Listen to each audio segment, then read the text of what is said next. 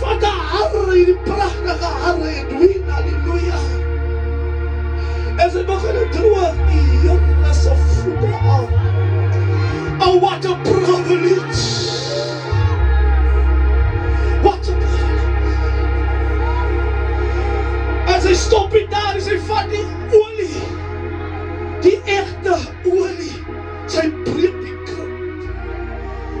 En met 'n dankbare hart erken sy salf. Die salwing was 'n erkenning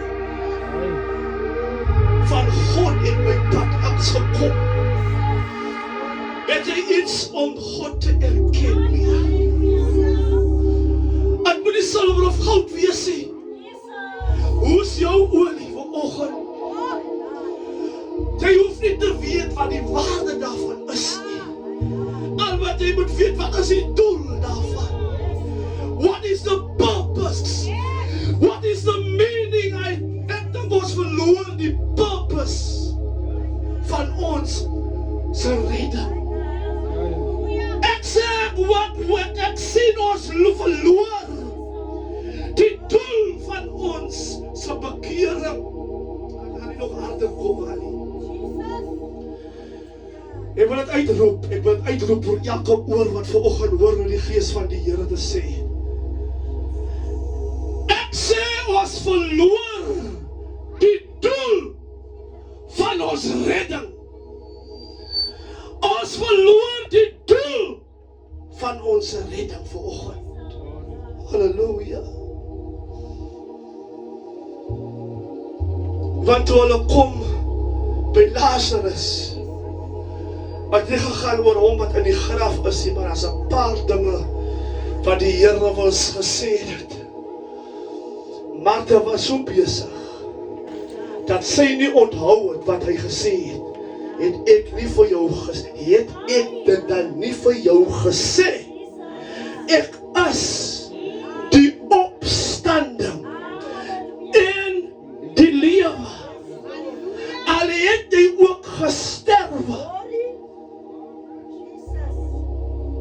Die mens verloor die boodskap. Van wat aan hom gesê was, dan wil hulle 'n miracle sien uit die graf uit. Terwyl Maria binnend by die voetbanke van die Here nog steeds is, want sy kan nie daai let gou nie. Want toe niemand vir my kan sien nie, toe sien die Here vir my dans, groot en wonderbaar is hy. Toe niemand vir my kan sien nie, toe sien die Here vir my kans, groot en wonderbaar is hy. Sê nog een keer, toe niemand. Ja, toe niemand vir my kan sien nie, toe sien die Here vir my kans, groot en wonderbaar is hy. Let's go.